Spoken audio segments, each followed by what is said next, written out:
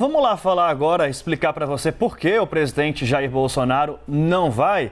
Tive acesso a esse documento que foi enviado pelo cerimonial do presidente Jair Bolsonaro ao Tribunal Superior Eleitoral. É esse aí, ó, que está na sua tela, que traz as justificativas para o presidente Jair Bolsonaro não comparecer à posse de Edson Fachin como presidente e de Alexandre de Moraes como vice-presidente.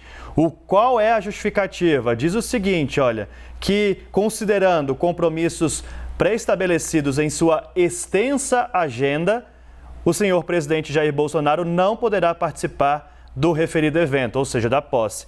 Agradece a gentileza e envia cumprimentos. Agora, vamos ali na agenda do presidente Jair Bolsonaro para você ver aqui quais são os compromissos que ele tem hoje, já que ele alegou nesse ofício enviado ao TSE uma extensa agenda. São 4 compromissos que o presidente tem. Olha, nenhum... O último compromisso é às 3h30 da tarde, vai até às 16h, que é uma reunião com o advogado-geral da União, Bruno Bianco. A posse no TSE, gente, está marcada para as 7h da noite. A agenda do presidente se encerra às 4 da tarde. Vale lembrar que no último dia 7, lembra? O ministro Edson Fachin e o ministro Alexandre de Moraes foram até o Palácio do Planalto entregar o convite da posse ao presidente Jair Bolsonaro. E aquele encontro que durou cerca de 10 minutos, sem muita troca de palavras entre eles, uma relação já super conturbada, já que Moraes é relator de várias investigações contra o presidente Jair Bolsonaro. Vamos falar então sobre esse assunto com o Gustavo Uribe, porque a extensa agenda até às 4 da tarde não permitiu esse encontro, que está meio sem clima ultimamente, né? Bom dia. Bem sem clima, viu, Marcela? Bom dia, Marcela. Bom dia, Daniel. Bom dia a todos. Lembra muito um episódio em 2019, quando o presidente tinha um encontro com o responsável pelas relações exteriores da União Europeia. O presidente, naquela época, não estava muito bem com a União Europeia, isso era 2019, e com Emmanuel Macron, sobretudo por conta das críticas em relação à floresta amazônica. O presidente disse que não poderia fazer essa reunião porque tinha muitos compromissos. E no horário da reunião, ele fez uma live cortando o cabelo. Hoje, alguns ministros palacianos dizem, inclusive, que não se espante se o presidente abrir uma live durante a cerimônia do Tribunal Superior Eleitoral, como um recado do presidente que o jogo não será fácil neste ano eleitoral. Edson Fachin, então, assume, e o discurso dele hoje deve ser focado em 2 áreas, segundo alguns integrantes do gabinete dele. Ele deve salientar que ele é contra as fake news e que a Justiça Eleitoral irá contra as fake news, punir aqueles que dispersarem essas informações falsas em defesa das urnas eletrônicas. Não será uma eleição fácil e Edson Fachin será justamente o responsável por construir o terreno para que Alexandre de Moraes assuma, então, o Tribunal Superior Eleitoral em agosto. Caberá a ele cuidar de algumas questões que aí estão no meio do caminho e que precisam ser resolvidas. A primeira delas, a questão do Telegram.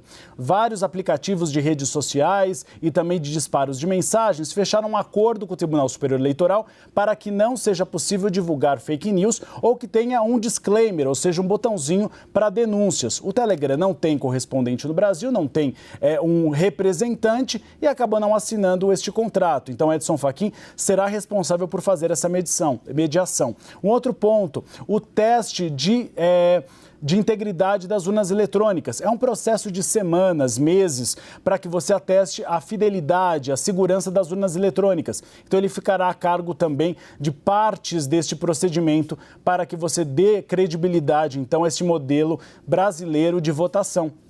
E um terceiro ponto que é muito importante é o teto para gastos eleitorais. O Congresso Nacional cabe a ele definir, só que ele não definiu. E diante da omissão do Congresso Nacional, cabe ao Tribunal Superior Eleitoral definir esse teto, porque as campanhas eleitorais, na visão dos ministros do Tribunal Superior Eleitoral, não podem fazer gastos ao seu bel prazer. Precisa ter um teto, precisa ter um limite. Edson Fachin é apelidado, e a Basília Rodrigues gosta de ressaltar isso, e já ressaltou várias vezes, como o Papa do Direito, pelo jeito mais cordial dele, mais afável de lidar com as questões, como ele lidou como relator, por exemplo, da Lava Jato no Supremo Tribunal Federal. A questão é que ele já deu mostras de que se enganarão aqueles que acharem que ele será muito cordial em relação à Justiça Eleitoral e às eleições deste ano. Ele já deu mostras no discurso de que ele será bastante duro na defesa do modelo de votação brasileiro e também contra a dispersão de informações falsas.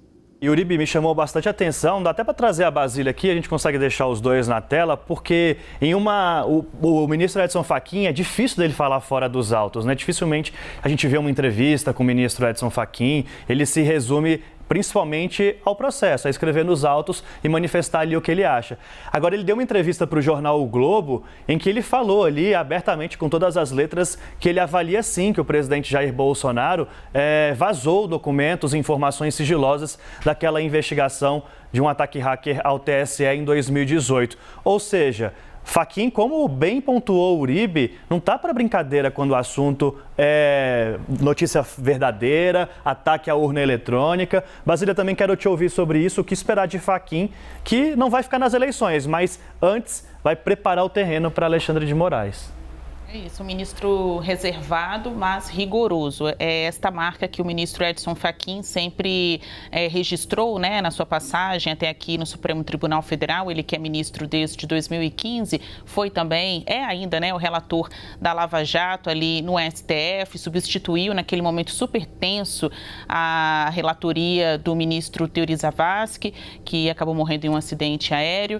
O ministro Fachin, ele é conhecido por esse jeito cordial, fala mansa, né? Um ministro mais jeitoso, né? Nas palavras aí que a gente trata aqui em Brasília, em especial no mundo jurídico. Mas nem por isso ele dará a vida fácil aos propagadores de notícias mentirosas, que não são notícias, né? Informações mentirosas sobre as urnas eletrônicas, sobre o processo eleitoral brasileiro. E é exatamente este o estilo de Fachin que a gente pode esperar neste curto período de presidência no Tribunal Superior Eleitoral. Começa hoje, dia 22 de fevereiro, e vai até o dia 16 de agosto. Fachin é conhecido como o Papa do Direito, o Papa Francisco do Direito, porque ele sempre tem um jeito muito manso de tratar, né? Um afago ao conversar ali com jornalistas, com colegas também de plenário, mas ele é muito discreto também. Então,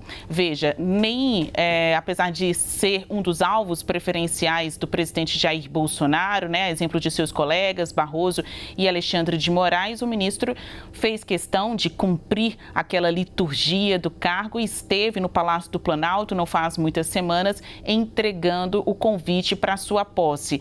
A ausência do presidente Jair Bolsonaro na cerimônia de hoje estava mais do que contada, né? Favas contadas. O que vale a pena destacar é que Justiça Eleitoral, Jair Bolsonaro, os ministros, né, que compõem aí esse tipo de equipe de guardiã das urnas eletrônicas, têm um encontro marcado, que é em outubro de 2022, quando se darão aí as eleições aqui no Brasil. Basília, Uribe, mas é muito sintomático, a gente está num ano eleitoral, a gente tem uma relação entre poderes super sensível e o presidente da República, que costumamente ataca as urnas eletrônicas, não ia à cerimônia de uma posse, ainda que de forma virtual, num ano eleitoral em que se fala de democracia, da necessidade de fortalecer a democracia, é muito sintomático do momento em que a gente está vivendo. É um aviso, né? Pode falar, um aviso às instituições realmente de que ele não deve comparecer, ou seja, que ele adotará uma postura de confronto. É isso que dizem alguns assessores palacianos. Falando sobre Edson Fachin, tem uma máxima aqui em Brasília muito utilizada, que é quando uma instituição está sob perigo, o espírito de corpo se levanta. Ou seja, todos os integrantes dessa instituição se unem para adotar um discurso único em defesa dela. Então é mais ou menos o que a gente tem observado nessa trinca que se formou entre os ministros Luiz Roberto Barroso, Edson Fachin e também Alexandre de Moraes. Basília? E o presidente Jair Bolsonaro, não faz muito tempo, travaram também um debate virtual, né? O ministro Edson Fachin criticou a Rússia, disse que o governo aí, encabeçado por Vladimir Putin, é responsável por tentar aniquilar a democracia e fazer ataques à justiça eleitoral brasileira. Ou seja, ele até atribuiu ataques ao sistema do TSE aos russos. Isso em meio àquela polêmica viagem do presidente Jair Bolsonaro em território russo. O presidente Jair Bolsonaro, dias depois, também devolveu as críticas a Fachin, dizendo que não foi o melhor momento de ele reclamar da Rússia, né, na iminência de uma guerra e a presença ali de Bolsonaro no outro país. Bom, também destacar que agora essa trinca vai ser formada por Fachin no comando do TSE, o seu vice, Alexandre de Moraes, e o recém-chegado, mas já velho conhecido da Justiça Eleitoral, Ricardo Lewandowski. Ele agora é o terceiro ministro, né, desta trinca de ministros do STF que compõe o TSE. E Lewandowski é uma peça importante neste ano de 2022 também porque ele é mais do que gato escaldado nestes assuntos. Foi o presidente do Tribunal Superior Eleitoral nas eleições de 2010, né, de muito atrito ali entre PT e PSDB. Muito bem lembrado, Basília, tanto a questão da Rússia quanto a chegada do ministro Ricardo Lewandowski. Vale lembrar, está capitaneando também a discussão sobre o processo de impeachment lá no Congresso Nacional. Obrigado aos dois pelo assunto.